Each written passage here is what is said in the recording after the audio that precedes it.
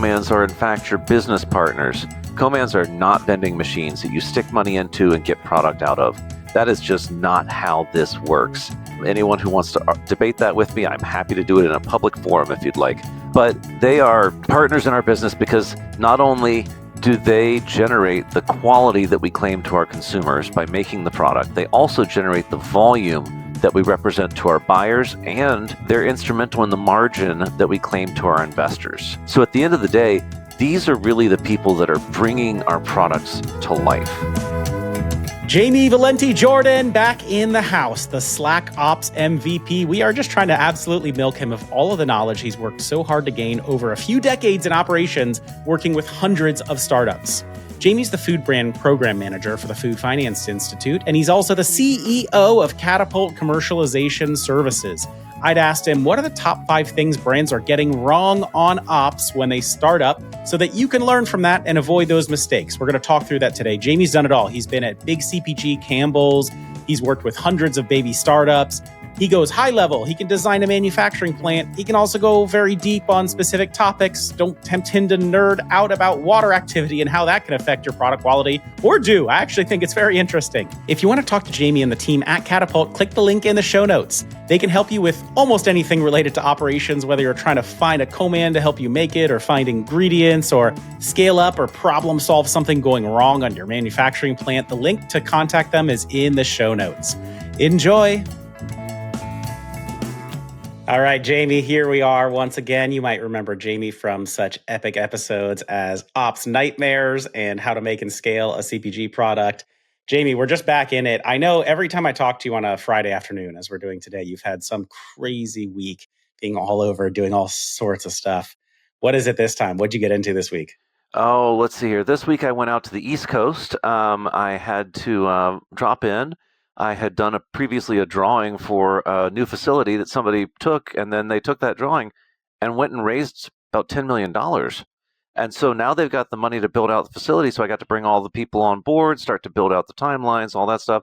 We started talking about drains and HVAC systems and how we're going to receive trucks, as well as where the equipment goes, who's going to work on it, and how we're going to find ourselves a plant manager. So that I did in that was like a 24-hour turnaround. So, never a dull moment. Jamie, do you think you feel an equivalent amount of pride as like an architect who designs a beautiful house that one day gets built when you are designing a plant like that? Oh, I like to think of it as, I don't know what an architect feels like, but I know what I feel like. So at the end of the day, what my designs do actually lay out not only how people are going to make food effectively and keep their business running, but they're actually hiring people to do these jobs. This is literally job creating on top of laying something out that gets built out, in that sense of pride just in seeing it in real life. Yeah, no, it's multiple levels of rewarding. That's awesome. And I bet it's even more rewarding when you actually get to go there and see it happening and all of the people being there, being productive, putting your design into play. They do like to tell me all the things I got wrong. So I'm not like perfect, what? but I don't like how this pipe is hanging here. Oh, okay, absolutely. I can see why you wouldn't like that. It hits you in the head every time you walk by. 100%. Yep. Makes sense. So I stopped putting trip pipes at the entrance. All right. So Jamie, let's just get into it, man. You have so much experience in this world of ops. I love geeking out with you and going just way into topics, but I also just want to squeeze all of the good knowledge out of you for the benefit of all of our listeners. So what I asked Jamie to do today was just, hit us with the top 5 things that brands get wrong on ops. And he has worked with hundreds of brands on all of these starter and more advanced ops stages. So this is based off some serious war stories type stuff. Jamie, anything before we get into it, or let's just roll? No, let's hit it. Let's do this. Do it. Number 1. All right. Let's see here. So, number 1, always plan for the unexpected. What I mean by that is really you have to plan extra time into your scaling process. It's not easy. The more time you put in your timeline, and just call it contingency, the better off you'll be. So you don't know what it's going to be used for, because frankly, the universe has too many variables out there. to be able to plan and prep for everything. So we plan for things to go wrong that we don't expect. So let me give you, like a quick example. Um, the other day, Texas froze over, and there was this whole dust up around a pandemic or something like that. All of these things will screw up your timelines, and you'd love to say, okay, well, those are acts of God. You can actually build some of the time necessary to compensate for that into your own timeline. Maybe not the pandemic, but still, somebody stabs a pallet in the side with a forklift, and now you don't have, you know, the right amount of product. You need to plan for compensating for that by ordering extra, by building extra time in your timeline, etc. Um, if you don't, you will actually miss your start ships. You'll have failed launches, things like that. How do I know? I've seen it. I had a ranch dressing client one time that tried to get a co-man up and running in 3 months. And technically, that's enough time to get up and running if everything goes absolutely perfect. But it never does. It never does. It never does. In this case, they actually had to increase the amount of emulsifier that they use because of the physics of the equipment, but they didn't. They didn't actually plan ahead, so it actually went out of stock, and they had no backups already identified. So they ended up having to cut back on their actual production and call up all of their buyers and say, "Well, how do you feel about 80% fulfillment instead of 100?" Anyway, it ended up causing them to miss out with Whole Foods. They eventually got that account back, but it took them like 2 years. So, yeah, I mean That's that's a kind of oh, yeah. that's a rough one. But I like how you say it, which is the only thing that you can know with certainty is that it will not all go perfectly, and Hmm. build in some kind of contingency. I actually remember when I had worked with you on a previous project, I think like we had a lot of pressure to get things going very quickly. And so I remember coming to you like, hey, let's put together a project plan for this, starting from absolute scratch, Hmm. getting this thing out into the market, certifications, all of that stuff. And, we put this thing together. Like, we had it, and then it was on this tight timeline and it met this thing that we were asking for. And I'm like, is this reasonable? And you're like, yeah, these steps are all reasonable in that, like, yeah, that could happen, but you're always very transparent of like, this is a plan and things happen along the way. Hmm. And yes, you've built all of these dependencies correctly in your plan and we can push a little faster here. That's great. But stuff is going to go wrong. And like in that instance, it could be a co-man just, not scheduling you at the right time or not getting the certification that you need. It could also be one tiny ingredient not arriving when you need it to, or the packaging not coming when you need it to, or not get it. There's so many dependencies, right? That it's just like something's going to go wrong. Just plan for it. Or right now, what I see a lot of people doing is, the critical one person that they need just to send an email or forward something or whatnot. They get COVID, and they Oh, only get no. COVID the day before they need to do that, and they're out for 2 weeks, and your whole timeline's blown up. Yeah. Or they just don't do it, which I mean, I think especially when you talk about like co-mans and especially smaller ones, sometimes I think they just sign on for too much and you can see them then prioritizing their bigger clients and they're like, yep, I'll get to that email. I back at you. And then the next week they're like, oh yeah, no, it's on my to-do list. And then it's 2 weeks. And that actually has a huge ripple effect, right? Exactly. And speaking of commands, that kind of brings me to my uh, next thing here. All right, here we go. Jamie's second point, things that brands get wrong on ops. Let's go. All right. Yes. Second point is commands. They are our business partners. They are not vending machines. We don't stick money into them, get product out. That's not our relationship. Our relationship is, in fact, that we are business partners, which means they make the quality of the products that we claim to our consumers. They make the volume that we claim to our buyers. They make the margin that we claim to our investors. They're business partners. I want to get that across. They don't have the same mission as us. In fact, what their model looks like is they want to run your product, they want to run it all day long. They want to make it exactly the way you want it, and then they want to shut down, clean up, reset, and run somebody else's product. That's their goal. That's how they make money. So we can't treat them as an extension of uh, our own business. They're in fact business partners that have different goals. So that's operable. That's functional. That's useful. We can use that. So at the end of the day, what you want to look for is win-wins that allow you to, uh, focus on solving problems together rather than trying to oppose each other when we're trying to have these problems that come up and we have to deal with. Right? These are these same things that we dealt with in the last bullet point. These contingency issues, they come up in production as well. The downside is if you treat them like a black box, they're not going to engage with the level of support that you need in order to make your product the way that you want. Documentation sharing, shelf life testing, making recommendations about how to run your product more efficiently, which benefits them because if you're more successful as a business partner, then they will be more successful as well. This is why they're business partners and not black boxes. So this, for me, this is especially true. I've been at companies where people really wanted to like go hard at the co-man for some small point. And I'm like, guys, you don't understand. We're about to owe them a ton of money because we're going to have to delay a production. Like that's the thing that we need their help with. We need a good relationship with them so that they're nice to us and they're our partners and they let us do that. Not like a few $100 on this one, shipment that we want them to pay for or something like that. So it really, man, the overall relationship is just so important with them.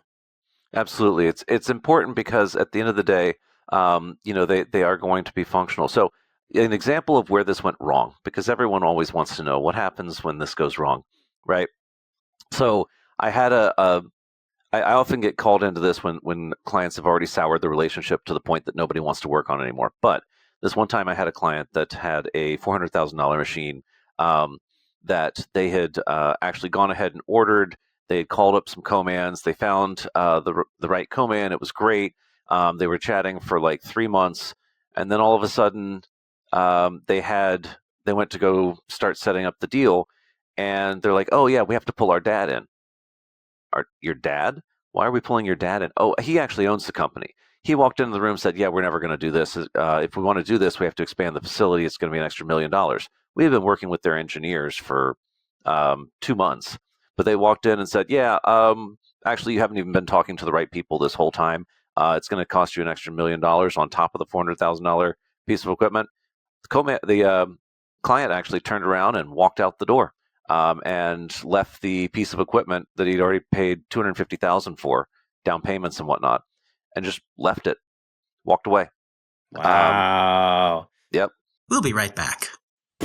Are you ready to get fancy? Fancy foods, that is. I am so excited for one of my favorite events of the year. It's Specialty Food Association's Winter Fancy Food Show. It feels like only yesterday we just rocked their summer show in New York, but actually the epic winter show is right around the corner in Las Vegas this January. I love exhibiting at or just walking the winter show. The ratio of buyers to brands is fantastic. You get those awesome West Coast natural buyers, you get national chains, distributors, and I personally think brands from our community can really stand out at the show and get a ton of value. And for the first time ever, Startup CPG will have a huge presence. We're going to have a 20-booth dedicated section. We're going to be running a female founder lounge. We'll have a main stage panel with Whole Foods, Bristol Farms, Grocery Outlet, and Thrive Market. You know we're bringing brands up to quick pitch them. And we'll have opportunities to match you up with retailers for meetings at our booth. Learn more at specialtyfood.com. And if you're going, make sure to join us on Slack, the Winter Fancy Foods channel, to find out about all of the cool events we'll be doing. See you there. And now, back to the show. That's with like a piece of equipment. I know other people who have just assumed that their co-man's going to get something done and hired like teams to already start their performance marketing and build all the other stuff. And then they just have the headcount sitting there waiting for it to come. And you're just like, oh my God, that's a lot of assumptions to make, right? Mm-hmm.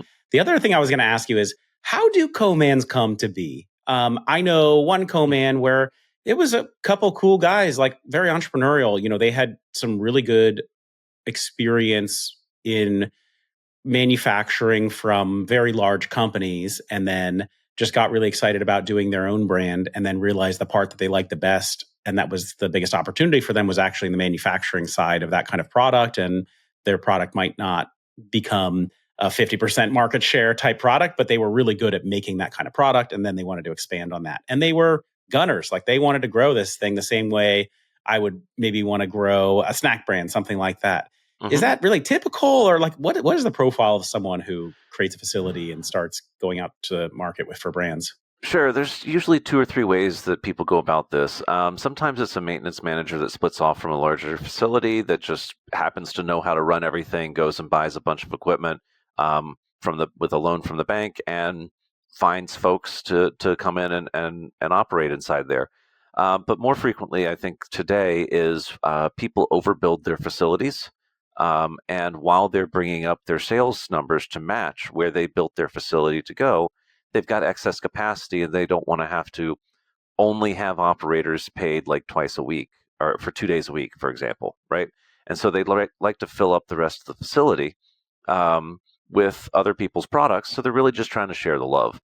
Over time, this is how you hear people say, "Oh, my co-man kicked me out."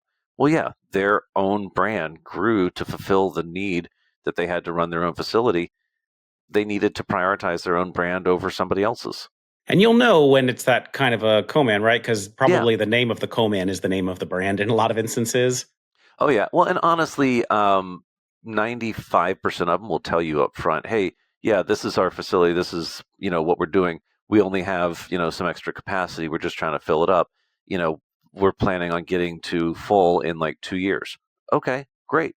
Can I hang my hat on that for the next 18 months so that we can kind of grow together, and then I'll go find a new co-man because I'll have volume enough to justify going to a larger co-man. That's so interesting. And I mean, what a sophisticated business to actually be able to make that kind of a decision, unless it was just, hey, they thought they were going to grow faster than they did, which does happen to a lot of startups, right? Like, no, that Hmm. we're going to grow and build the thing. And if you build it, they will come, but they didn't come. And now we've got to find other people to come. Yep. All right, cool. Jamie, point number 3. Number 3. All right. This one's a little nuanced, but follow me on this one. Equipment doesn't work the first time at 100% efficiency. You need to plan a ramp up curve. So, this is especially important for our brands that own their own facilities, or the co man is bringing on a new piece of equipment and they're starting it up. Like, again, I mentioned physics has way too many variables for us to count on. More importantly, you need to think about how you work with, let's say, a brand new tool, right? You've never worked with a chainsaw before. You're going to go and use a chainsaw to cut down a tree. The first time you cut down a tree, it doesn't go so well, right? The same thing happens with production lines. You learn the more you do it. So the operators don't have the experience with the equipment. They don't have procedures built, things like that. The downside here is if you don't build in a percentage multiplier of what you expect to come out, and you use that to decrease your expected amount, um, then what you'll end up doing is you actually end up shortfalling on your production volumes that you intended to produce, um, or cost overruns with overtime. Right, you'll have to run 3 or 4 times as long in order to make up your volume. Right. Okay, so I think I've heard the term wastage, right? Which I think that can have to do with. I mean, I don't know if it's just finished product you're talking about, or if it's like wastage and ingredients along the way, right? But I think I've heard like, hey, what's an appropriate amount of wastage to expect from a co-man in general? But then also, it sounds like, hey, when equipment's getting up and running, there might be more of just your overall batch because maybe there's just entire batch stuff like if the equipment is a new sealer or something like that, it's the whole product that can get messed up when they have waste there. Right, exactly. I mean, at the end of the day, if you're not creating complete seals on your cups, for example, then you will not have sellable product, right? So there's time to dial that in, but then there's also time for the machine and the operators to get used to and everything dialed in so that it can not run 5 cups a minute, but closer to the 50 cups a minute like you anticipated. So they'll start it at 5 cups. And as they get more experience, by the end of the day, they'll be at 12 to 13 cups a minute. The next time they come in, they'll start it at 15, they'll grow to 25. So it'll be multiple shifts before you actually get to that 50 cups a minute. Now, a good co-man will always know that this is happening and builds your expectations and things like that. But if it's your own facility, you need to make sure that you're not hinging your entire production launch or whatnot on 100% right off the bat. Okay, so when I've worked with co-mans, the way this worked is once they said, "Hey, this is our equipment now. We are actually planning for a much bigger capacity line to come in 9 months." And at that point, your costs are going to go down and our volume is going to go up. But, obviously there was this kind of adjustment period when that actually happened. Another time we wanted to run something that they didn't have the equipment for. And so we had to work with them to get that equipment. And I think we had some kind of arrangement around the financing and payback of it. They kind of wanted to have it. We wanted them to have it for sure. So we didn't have to go work with another co-man. When it comes to new equipment, is that what is the most common thing? Is it usually the co-man instigating new equipment to run faster? Or do you find like with emerging brands, it's usually them thinking to go ask the co-man for it, or it comes up because they're just having a disagreement about what the cost could be? Sure. And this will actually, my answer goes back to the model of how co-mans work, right? They make the most amount of money running efficiently, making first quality product and making it as quickly as they can, shut down and go again. It should be in their business model to grow the capacity of their own facility. That's how they make even more money, right? Because it's in their business model to do so, they're setting aside funds for capital expansion. That is literally what they call it, capital expansion or capital redeployment or whatever you want to call it. But in an ideal world, and I'll say this because that's about 99% of the time, a new brand has no business buying equipment for a contract manufacturer. There are a few cases where something is extremely novel, and maybe the equipment and the process is even novel, that it obviously makes sense to do so. But there should not be a situation where a co-man is willing to take you on in earnest if they do not have the equipment to make your product, because they're going to have to guess on their own labor costs and depreciation costs and everything else associated with a contract manufacturer's operating model. Because they have to guess, they're putting themselves on the line for risk. I get that they're getting the equipment for free or whatever, but that all that really does is that becomes the baby that everyone argues over when it's time to exit. So think of, as we talk about co-man relationships being business partnerships, being partnerships, being marriages, there is a baby that you fight over when you break up, right? And that's that capital piece of equipment, because you can't split it in half. And so neither group necessarily has the funds to buy the other group outright.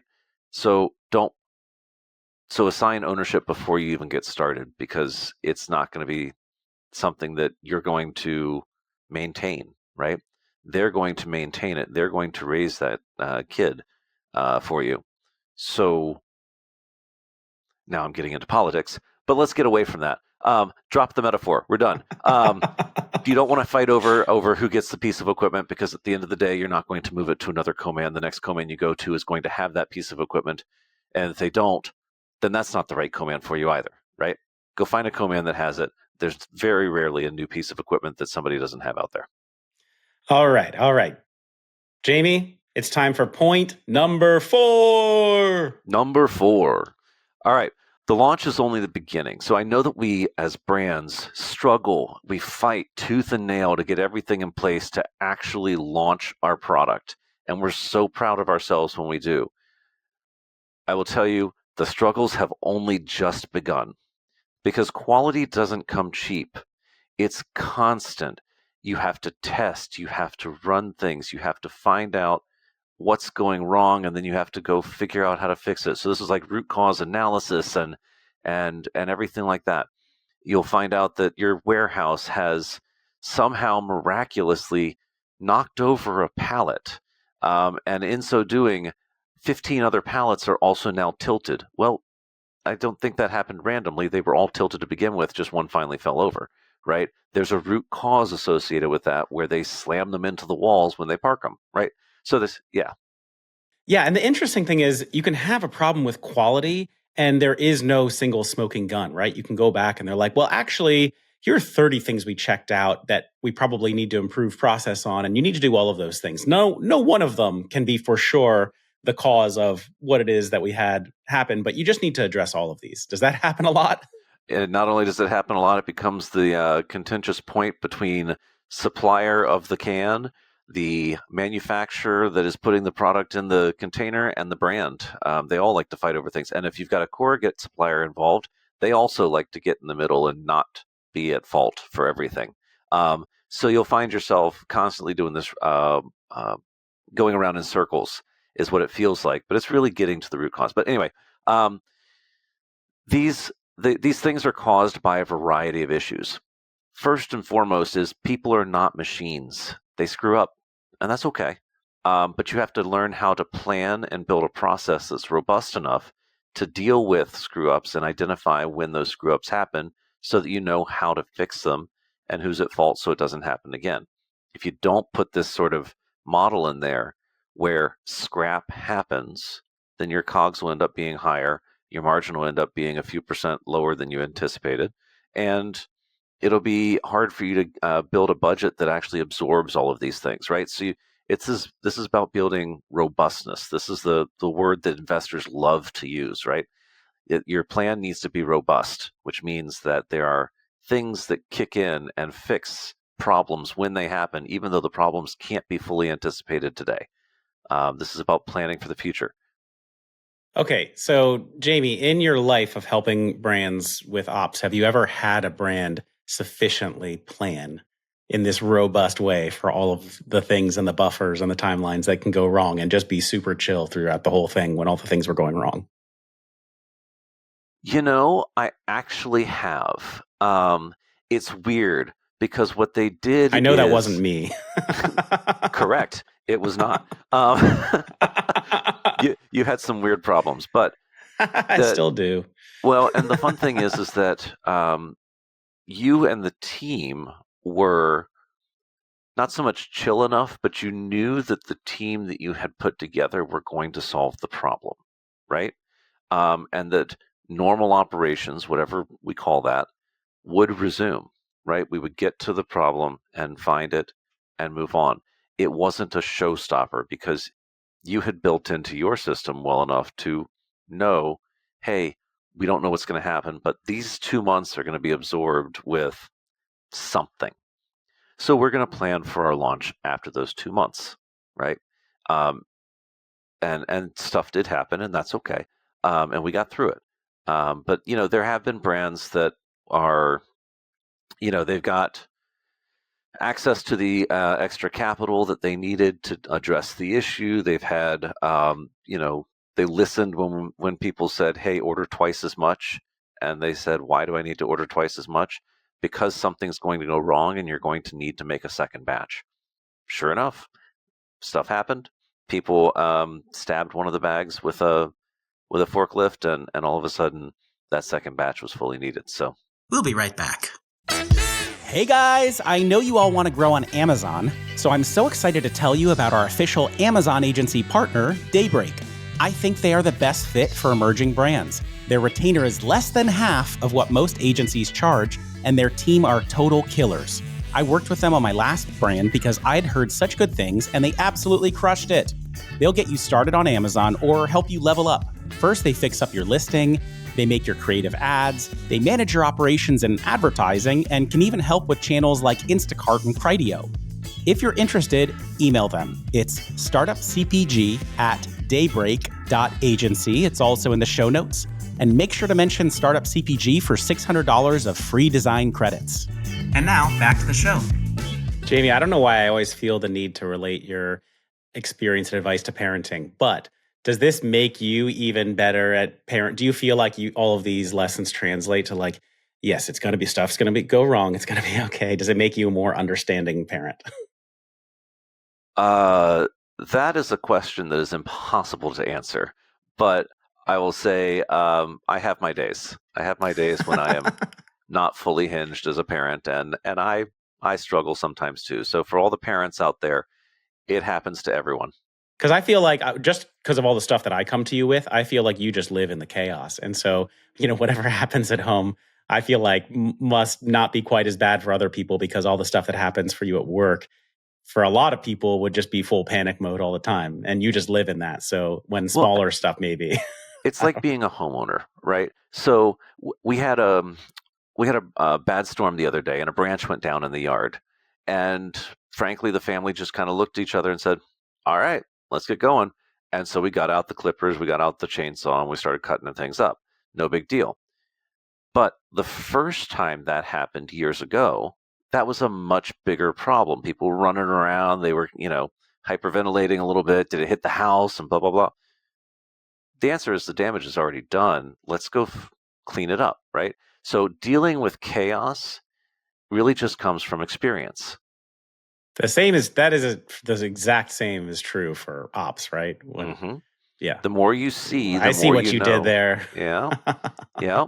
And that actually gets me to my final point in this. Point number 5. Number 5. All right. Consultants are cheaper than problems. And I know that's a little pithy. And I know that people instinctively say, okay, sure, yeah, but consultants are still expensive. They are. Nobody's made of money. If you are, by the way, call me. It's Catapult. But if you you can't have consultants do everything, but you can tap into their experience and expertise, right?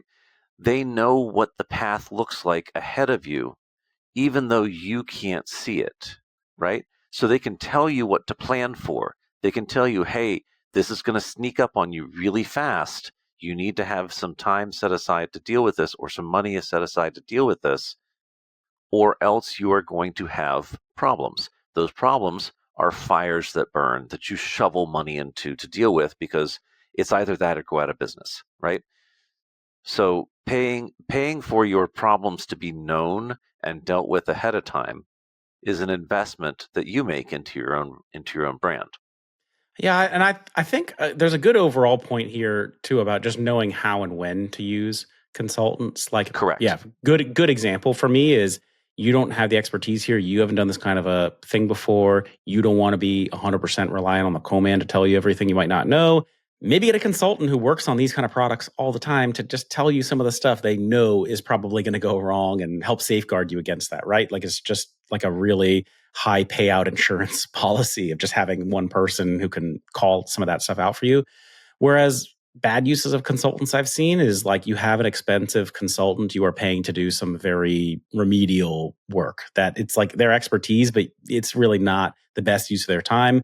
For me, like, you can go get an intern who can churn on a bunch of stuff and help that consultant so that they're not doing a bunch of low value stuff that they probably don't want to be doing anyways. So if you're trying to be scrappy, great. You should always do that, but just know where you don't know stuff and get some help there.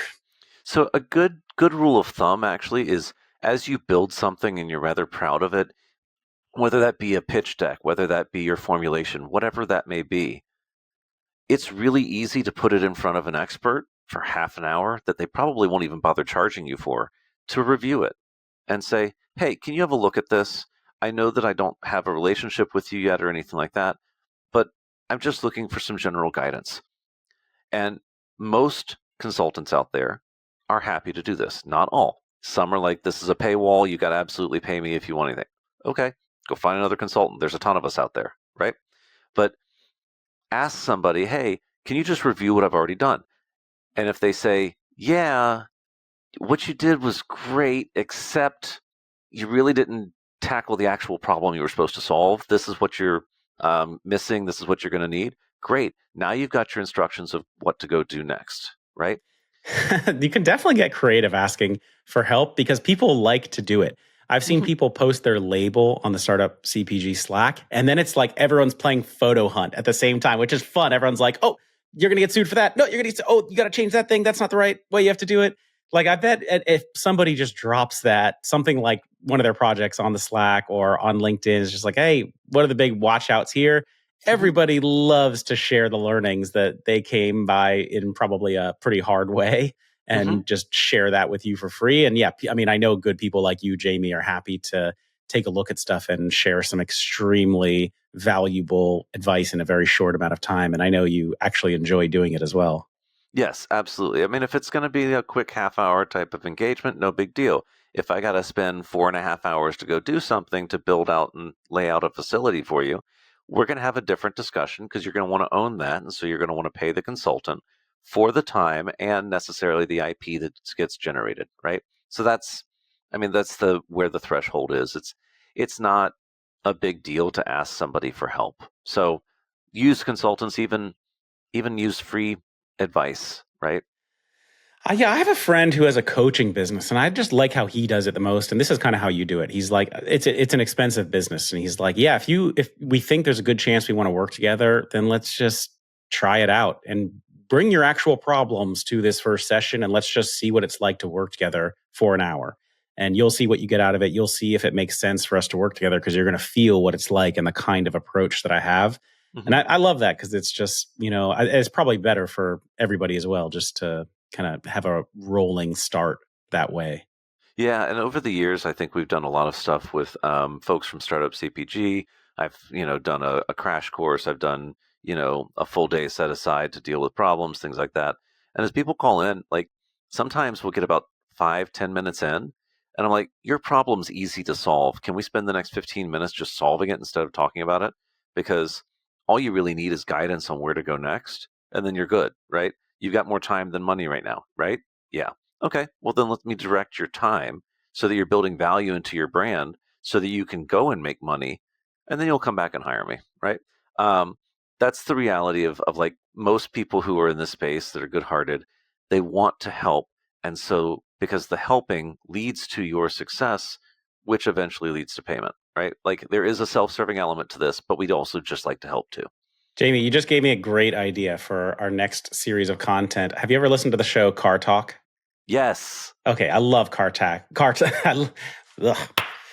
I love car talk. All right, clap it back in. You got All right, that in.